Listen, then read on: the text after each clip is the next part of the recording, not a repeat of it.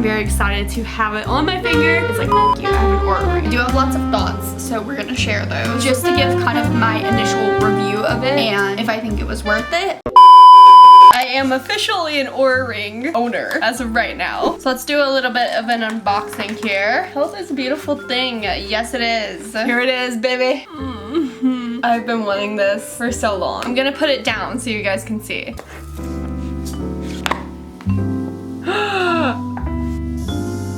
Is this the charging? Looks like it.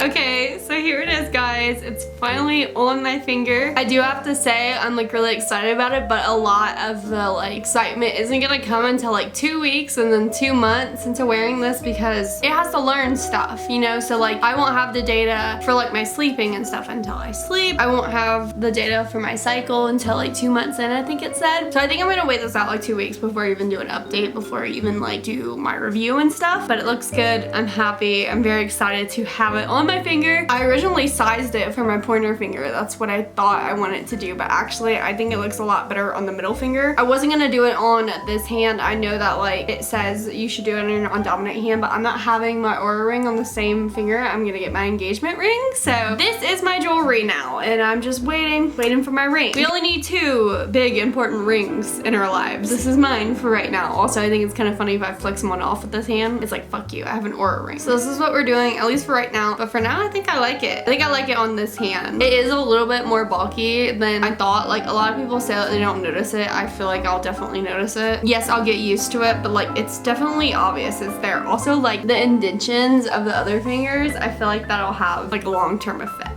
But I'm excited about this. One of the things I want to do is go on a run. I want to put on my Apple Watch too and see what it says about my heart rate on both, and also like what it says about my activity level, how many calories I burn and stuff. I've heard it's not as great for workouts. Like it's really good for things like sleep and cycle tracking and all of that, but yeah, like workouts maybe not so much. So running is one of the things I want to do a lot. I also plan on exchanging my Apple Watch out for a Garmin at some point, which I think will be a lot better for actually tracking my runs. I don't know about like weightlifting and stuff. I don't really weightlift as much anymore. I do a lot of Pilates and like yoga type workouts, a lot of at-home stuff. So we're gonna see about that too. But today I do really want to go for a run. It's really hot outside, so I feel like I'm gonna have an episode, like I'm gonna have heat stroke at the end of this. It's almost 90 degrees, but I'm gonna do it anyways, and I'll come back and I'll compare my results once I have the energy to, because it's very likely that I won't have the energy to as soon as I get back. Okay, so it's been about 24 hours with this little guy on, and that means I did get my first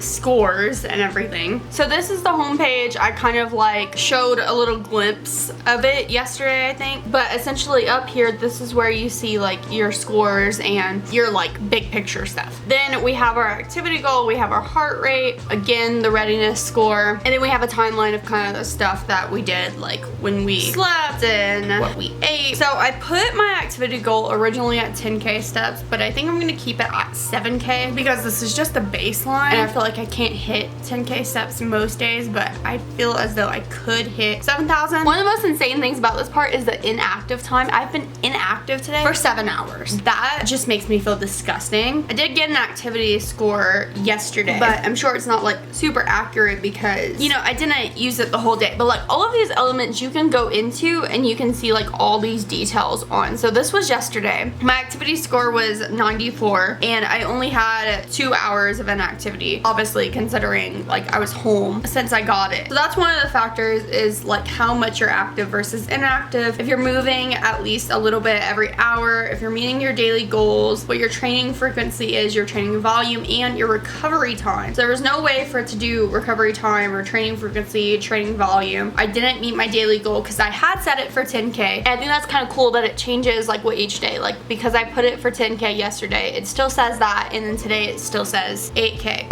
and I walked for about 5 miles. Tells me how many calories I burned. I burned 1900, and it also says like what kind of activity you were doing the whole time, like how many minutes you spent doing each. So I spent about 6 minutes on high activity. Accurate, that was my run. An hour and 10 on medium activity, that was my walk. And low activity was an hour and 46 minutes, which was very close to my inactive time, which I guess was just kind of like walking around my apartment or like moving around in general, just not sitting still. Today I'm at 3,600 steps. I've walked the equivalent of 1.6 miles. I've burned 1,700 calories so far, but I have had 7 hours of inactivity, as I said, but I have been moving at least every hour. I haven't met my daily goal, obviously. So that's what my activity is looking like, and I think that score is gonna really scare me a lot of days until like the end of the day after I do my workout. But even like when I'm in office, I think that inactivity time is really gonna get to me because it's probably going to be 6 to 8 hours every single day of inactivity, which is sad. Then the other two like low-hanging fruit ones on here, obviously my cycle day 7, we still have really no data on that as I haven't gotten my period. But a little bit more on heart rate now. So I have my sleeping heart rate range and then my daytime range. Why is my daytime 69? Nice. But if I haven't said so, the main thing I was really excited about this for was my sleep. So my sleep score was 69. Nice. And I am amazed by this because I feel like it's so accurate. These are all the factors that I track. So total sleep, your efficiency, restfulness, REM sleep, deep sleep, and your latency. Latency essentially is just how long it takes you to fall asleep. So it did take me about 39 minutes last night to fall asleep. I was not falling asleep very easily. It says you should be falling asleep between like 15-20 minutes. So if you're taking longer than that, something's probably up. And it actually gives you reasons why. So it said a late meal or like late exercise is usually the culprit, which I honestly feel like I do a good bit. I ate dinner at like 8:30 last night. That's just what it ended up being after everything. And I feel like that really, you know, played a factor. So that was my biggest problem. Also, my REM sleep. REM sleep makes up anywhere between 5 to 50% of your total sleep time. On average, the optimal amount for healthy adults starts from 1.5 hours, but slightly decreases with age. I only got 57 minutes. Again, checks out because I felt like I was not sleeping very deeply last night. And my total sleep was also a huge factor for this, which was only 6 hours and 24 minutes. And I do feel like this has been super accurate because I know that I woke up a couple times last night and I know around when. I know that I was like kind of about to fall asleep and then I like pulled myself out of it a little bit and it was like 11:20 when I had like laid down at like 10:40, and that's literally exactly what it shows. 10:46 is when I got into bed, and then you see right around 11:20 I actually like went in and scrolled on it to see specifically what time it said I fell asleep, and it was around then. I also know I woke up kind of around 5-ish and I was in and out up until 6, and it says all of that. It also says when I was moving during my sleep, which I just noticed. There's like a lot of elements to this. It also talks about your breathing when you're sleeping and your heart rate. Apparently the time that my heart rate hits the lowest point takes too long. Like, I guess normal people, your heart rate drops earlier in your sleep, and that's indicative of good sleep. And it said some things too. I think that's also where it talked about maybe the not eating and not exercising too close to when you're going to sleep. It's just promoting restful sleeping habits. Not that a score of 69 is like horrible. It's like 60 to 70 is like fair, I believe, and like 80 to 100, something like that, is optimal. Maybe I'm missing a category, I don't know, but like I'm still in the fair range. It doesn't say that you should be like concerned unless you're below 60, but I'm pretty fucking close to that. So I'm a little bit concerned. And like, I want to make a promise to myself not to like over rely on this and be like, I can't feel good if this is saying certain things are not where it's supposed to be. But also like, it's tracking what's going on. Like, it's already happening. I haven't really felt tired today, but I feel like kind of sick. Not sick in the same way I've been sick, but like I keep having like nausea, and I guess I have been a little bit tired. I have a headache and just feel a little bit run down, and I do think that's because of the sleep, not just from tonight, but like I haven't been sleeping well lately. So I'm excited to see how this continues. To be honest, I'm not very concerned with like a 69 sleep score. I'm gonna be like more concerned in a way when it's like 100. Like I want to know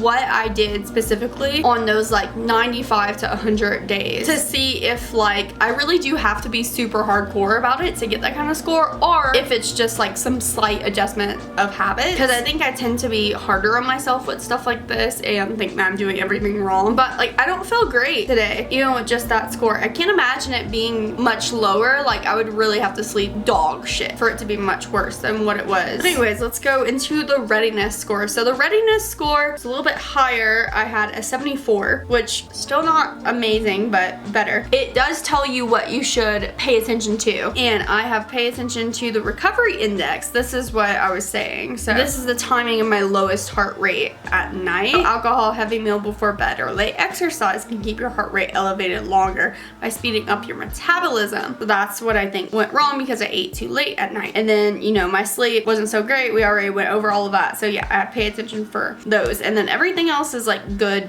enough. And that's kind of like where I was at today. Like I don't feel like I am suffering. I don't feel like I'm in a bad place, but like I'm just not feeling great. Like mentally I'm in a good place, but like physically I'm like lagging a bit. I feel like it checks out. So far I feel like very, very accurate, but I do want to see so many of these other things. Oh, and talking about the run yesterday, so I didn't like process that we're gonna actually like track my activity. Like it would know that I did it because it would pull from health, but it's literally only pulling from my health data. So it didn't track my heart rate. I really thought it would, but it just didn't. But it tracked my distance, my calories burned. It even has like where I went, but it didn't do my heart rate. So no way to compare my heart rate. Yeah, I don't know. I feel good about this so far. I do really just want to continue seeing how things are gonna go. I need a lot of data to really give good analysis. It's looking like it's probably gonna be the 2 weeks, as I said, until I can give like a proper analysis of how I feel about everything. In the meantime, before I film like another little summary video talking about the other things I've learned and seen, I am going to try to guess my readiness score and my sleep score before I look at it, so I can see if I'm being influenced by the ring or not. So I'll include a few of those clips, and then I'll see you guys in 2 weeks. Not me waiting until the very last day I'm editing this video to film this section, but it has been a little over 2 weeks since I got the ring, and it's been pretty good. I do have lots of thoughts, so we're gonna share those. First, I'm gonna go through these basic vitals that you see every single day. So first we have the readiness score. The readiness score is basically based around your heart rate and your heart rate variability, your body temperature, your respiratory rate, and your sleep. Oh, and also your activity levels from the previous day. So this is a pretty good basis for readiness. I feel like my scores have been pretty accurate to how I feel. It obviously can't really take into account your like motivation and just kind of like inspiration, I guess. This is mostly just taking your physical responses into account. So even if your emotions are affecting that physical response, it's still only really gonna take the physical factors that it can track, and it's only really gonna use that for your data. So I do see with mood changes and fluctuations, whether it's from having like good experiences or my cycle, that's not gonna really affect my score because it's only taking how my body feels in that moment. I do really like this feature. I think it's good to kind of get a general idea of how you're feeling each day, how your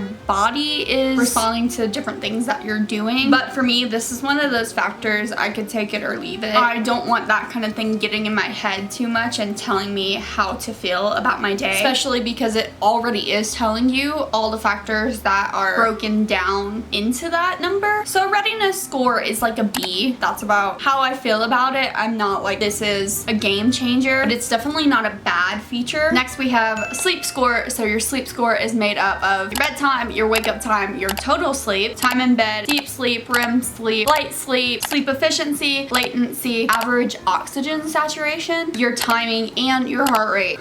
This sleep data has been absolutely game-changing. I think a lot of people who have kind of looked into this ring know that this is where it excels at. It is so accurate. Like, I cannot believe how accurate it is without me telling it a bunch of different factors, even up to all of the stages. Like, I can tell when I've been in a deep sleep more or when I've been in REM sleep more, and the data completely matches up with what I'm feeling. It's also very accurate on when I fall asleep and when I wake up, so I can't really complain. The only thing that has been frustrating for me, actually I think there's two things. One of them is kind of my fault, one of them is not. So first, the thing that is my fault, I don't go to sleep at the same time every single night because I tend to stay up later on the weekends. I get it. It's been very adamant that like you need to go to sleep at the same time every single night. You need to have that routine. I know that that's important. I really do get it. But it is frustrating for me because it says my ideal bedtime is somewhere between 9 to 10:30 p.m. I do that easily on weeknights when I have work the next day. But once it comes to the weekend, I definitely want to at least stay up until like 11 or 12. But I'll be honest, most nights I'm staying up until 2. I am a night owl. That is when I like to stay up. Now, I'm definitely noticing that, yeah, it does feel a little bit nicer to go to sleep a little bit earlier. So I'm waking up a little bit earlier on the weekends as well, and I have more time to enjoy my full day. But I feel like it's so harsh about the timing, and it has been really bagging on me, and my scores are really showing that this is happening when everything else is good. I'm falling asleep in a decent amount of time. I'm getting enough sleep. I'm getting enough of each stage of sleep. But because I have 2 nights out of the week that I'm a little bit not perfect on my bedtime, it fucks me for the whole week. And again, that frustration is more so coming in the fact that maybe it is right, and maybe this is a problem. Maybe that is why I feel so tired a lot of the time, because I don't have that consistent schedule day by day. But it doesn't mean it doesn't aggravate me. Another thing is my lowest heart rate. So this ring has kind of educated me that the healthier you are, the earlier your lowest heart rate during the night is gonna occur. So for like the first week or 2, I was having some nights where, yeah, I would go to sleep at 10 o'clock and my lowest heart rate would happen around 11, midnight, something like that. But like 95% of the time, my lowest heart rate is coming up right before I wake up. And it does keep like complaining at me for that. And some of the factors that kind of lead this to happen are eating too late at night, exercising too late at night, because essentially your metabolism is still working while you're sleeping.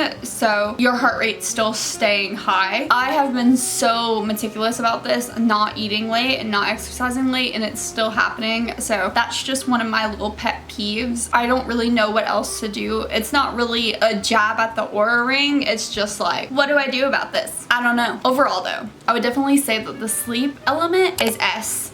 Chef's kiss. It's so good. That was pretty much the main reason I got this ring, and it was so worth it. Next, we have your activity score and activity goal. So you can set your activity goal to be basically whatever you want. You can do it in calories or steps. There's also a way for you to essentially remove calories from the app as a whole, so you don't have to think about stuff like that, as it can be triggering to some people. I originally had it on steps, and then I turned it to calories because when I got my walking pad for my desk, it wasn't tracking those steps that I was taking in that moment, and it was impacting the rest of my scores. Activity goal though, as long as I put it at the recommended level, which is 350 calories a day, I hit it almost every single day with no issues. I think I have hit it every single day since I've set it to that. Some days I do have to work for it a little bit though. Anyways, your activity score is made up of the time that you are active in the day versus inactive, moving every hour, meeting your daily goals, your training frequency, your training volume, and your recovery time. I will admit, I haven't looked into this as deeply as I probably should have. I've been so focused on the sleep, I haven't really like analyzed this super heavily. My favorite feature about this is the activity versus inactivity feature. Seeing that I was inactive for like 8 hours a day when I'm in the office is really humbling and really makes a lot of sense for why I'm not meeting a lot of my health goals. So it's forcing me to try and get that number a lot lower even when I'm in the office or even when I'm at home editing or whatever. Like I said, I haven't gone into this super heavily, so this is the first time I'm actually noticing this. But it also breaks down your week into what zone your workouts were in. So like this week I've done 2 hours of zone 1, 1 hour of zone 2, 2, but only 4 minutes is zone 3, only 3 minutes is zone 4, and 1 minute of zone 5. And if you do any research on this, I believe it's zone 2, you want to do like a certain amount of zone 2 cardio every single week for your heart health. So this is actually really helpful, and I wish I would have noticed this before. It's really good at picking up your activities too. It's kind of weird, like I feel kind of intruded on for some of the things that it's analyzing. Like there is an activity for housework, and the other day I was cleaning for about an hour and I went on my app and it was like, did you just complete housework? Because if you don't log your activity, it will check in if it's noticing you doing some kind of movement. So that was really weird. It also notices when, you know, you're going on walks, you're doing different workouts. It's able to pick up like a HIIT workout versus weightlifting or running. It's pretty cool, and it's also helpful because I'm gonna check the app every morning and every night. Even if I don't really look at it throughout the day, I'm gonna check it morning and night when I'm checking at the end of the day and see all these activities that I didn't log. It's really helpful for me to just accept all of them, because a lot of times I forget to wear my watch, a lot of times I forget to do all of my trackers and my logs, so that just helps me a lot. I would say the activity score is pretty up there for me. I honestly think it's more important to me than the readiness score, probably like an A. Obviously for fitness tracking, for like specific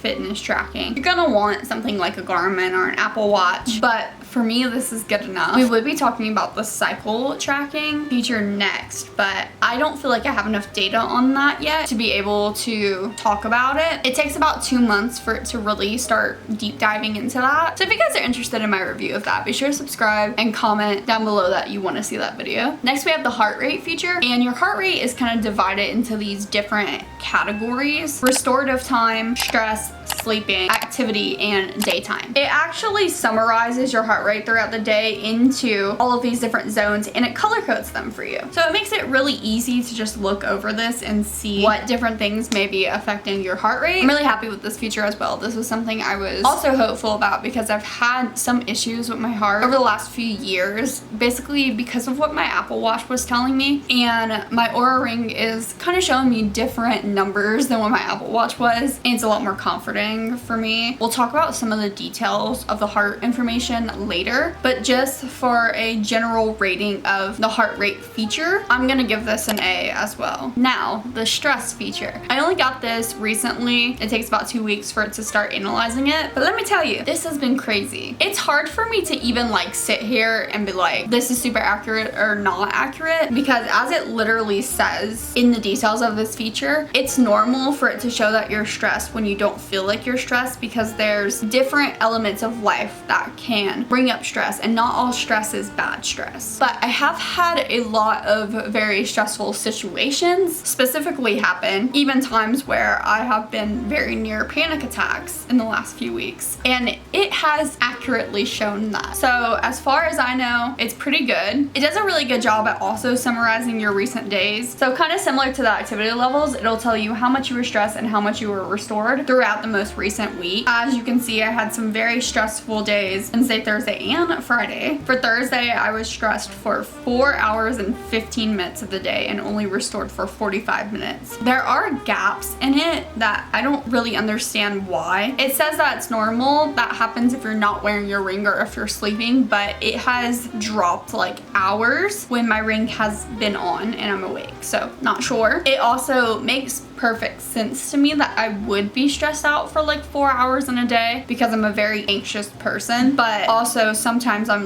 a lot more chilled out than this is telling me. This feature also stresses me out when I'm seeing that I'm stressed and I don't know why, then it usually elevates my stress even more because I'm trying to fix it and trying to restore, but I'm so worried about the fact that it's telling me I'm stressed that I like can't relax. So I really do like this feature. It's cool to see, but I think that I need to look at it for a very limited amount of times. Like I can only really check it at the end of the day to see what happened rather than like continuously look at it throughout the day. Maybe if I do have a stressful event, then I want to go and check it and be like, okay, is this affecting me? Like, yeah, it is, just for confirmation. But if I'm feeling good, there's no need for me to look at it because it's only going to make things worse if it's not lining up with what I'm feeling. I think this feature is really cool, but it has its cons. So I think I would say it's about a B+ for me. Next, I want to move into the My Health tab, which kind of summarizes a few things about those other features just for how you're doing as a person. So first we have resilience. This is basically how resilient you are to your emotional stress. I got strong for this with no major changes. That confuses me. I'm not mad about it, but also just kind of seeing where my readiness scores are, seeing where my stress levels are. A lot of times I don't know where it's getting this idea that I'm handling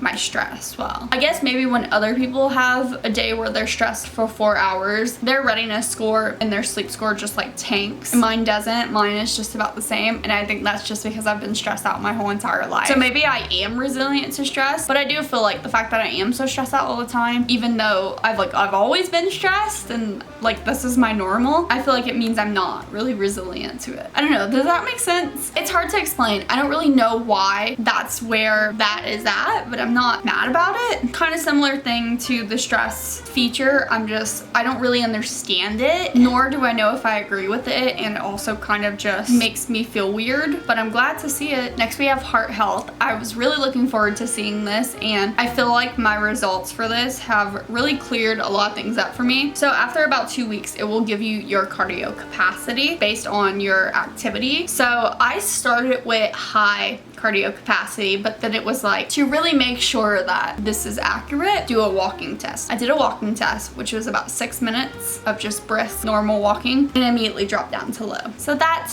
was fun. But then it took another few days for me to get my cardiovascular age, and my cardiovascular age is actually aligned with my actual age, technically 3.5 years younger. It was very confusing at first, but I feel like it kind of makes sense. I don't know if I'm like accurately interpreting this, but from what it sounds like, my heart health is actually good, but like my fitness capacity isn't that great. Even though I feel like I'm pretty athletic and I've been fit my whole life, I just think maybe I have a harder time getting to that really good level because like maybe just my complete capacity is not as strong as other people's, but I'm doing the best with what I have. Again, does that make sense? I don't know. I'm not a doctor. I'm just guessing. But that's kind of my interpretation of this, and I was really happy to see this. Even though it's a little bit confusing to me, I feel like it also is helping me feel a bit better about the situation. And then we have sleep health. This just kind of brings back the sleep regularity, which is what I was talking about earlier on kind of your routine day by day. But you also have a chronotype. This is kind of what I was waiting on to film this part of the video because I wanted all of my things calibrated, and this has not calibrated for me yet, so I don't know when this is going to show up. I think it said about 2 weeks as well, and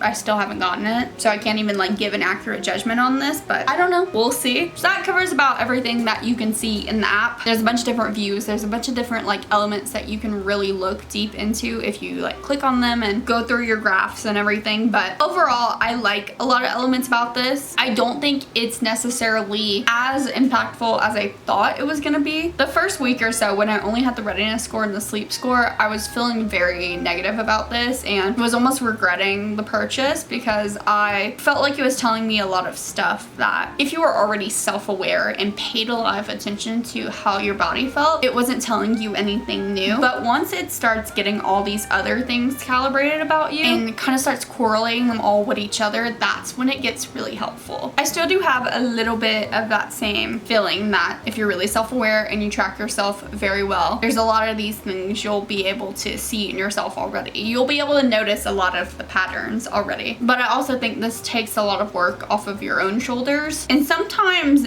gives you data that you can't see in yourself. So I'd say it's been pretty helpful overall. But before I give like my final determination, just gonna talk about a few other things. I know a lot of people are concerned about the charging. If you've watched any other videos, what everyone says is true. You don't have to charge it often at all. I've gone multiple days without charging it, even a little bit. But what I do is most nights when I'm like washing dishes or taking a shower, which is what it recommends in the manual when you get it, that will literally get it to fully charge for the day. I don't think I've charged it for 2 days now. I just haven't gotten the chance to, and it's at 49%. So that's pretty good. Battery life is definitely 10 out of 10 for me. S tier. I wouldn't want anything else. The charging stand is also just like a tiny little circle that you just put the ring on top. Very convenient. You can pretty much hook it up to the Apple blocks that do have the USB-C USB-C plug-in. So not the older blocks, the newer ones, or the ones with like the iPads, I think. It doesn't just come with like a wall outlet. Another thing that I see a lot of people talking about is like the scratching. This is one element I quite literally could not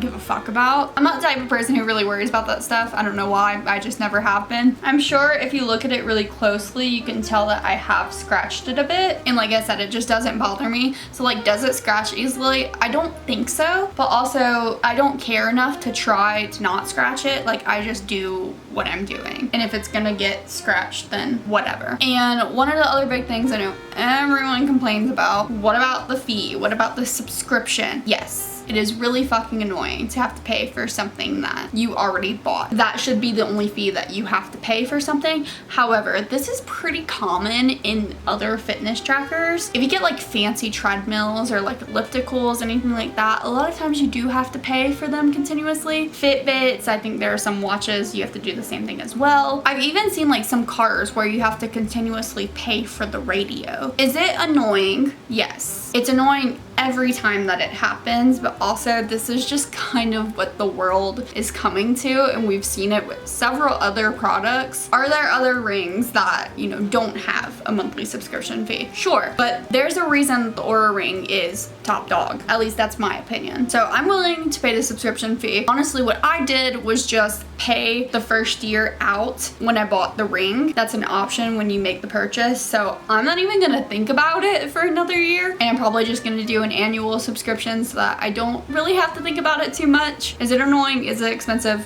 Yeah, but like, to me, it's just part of life. There's so many other fitness things that you have to pay for. Like, you're gonna have to pay for gym memberships, you have to pay for like protein drinks and for pre-workout. Like, a lot of things that you get for your health, you're paying for. And I think that this is one of those things where it's really worth it to have the insights for all of this. One of the other things I did want to mention that apparently I didn't know, I kind of thought that Natural Cycles was an app that you could pair with your ring automatically, and you can pair it with your ring automatically, but it's still a separate subscription fee from already paying for the ring. I think I like maybe knew this a little bit but didn't like fully process it. That's the only thing that's a little bit annoying. I know a lot of people get the ring to track their cycle in very extreme detail with Natural Cycles, but that's not included with your ring. There is cycle tracking with the ring. As I said, mine hasn't really given me a lot of details yet, so I can't give like a full review on that, but you're not getting all the information that Natural Cycles will give you. And Natural Cycles was really expensive when I looked into it, so not getting that. And I'm not worried about it because my period is really regular and I feel okay with my methods right now. So that's the only other thing I can really think of. If you guys have any more questions, please let me know in the comments below, and even if you want me to do a whole nother video, I will do that if you guys want to see that. But just to give kind of my initial review of it and if I think it was worth it, I do think that maybe I was hyping it up a little too much. Like, I thought this would be completely life-changing, and it is very useful and very good. I am happy with my purchase, and I do think it was a good decision. Do I think I needed it as much as I was thinking I did? No, I think I was very hyperfixated for a long time and felt like this was a must-have and I couldn't get healthy without it, and that's just ridiculous. Obviously, you can be healthy without the ring. You can pay attention to some of these things yourself. You can track your sleep using other methods. Even if you don't have any actual type of software or device that tracks it, you can still just generally look at your day-to-day and probably get a good idea of how well you're sleeping. Also, you're eating. It's a very good purchase, but it's also expensive. To me, it's a luxury purchase. I'm not gonna lie. And if you don't have luxury purchase money, then I don't think that it's a need, and I don't think you should put your money into buying that. If you're kind of struggling with money, or there's like bigger life things that you need, like me, like, I mean, I literally was struggling with money not that long ago, and I'm still not really doing great enough, I feel like, to justify it. I need a new car. Like, this puts a dent in your bank account unless you have a lot extra to spend. So that's just what I would say to anyone thinking of buying one. It's not a must-have, but it is very, very nice for a luxury purchase. That's all for today's video. I hope you guys enjoyed. If you did, be sure to leave a like, and if you're feeling generous, you can even subscribe. I do hope to see you guys all in the next video, but if not, bye-bye.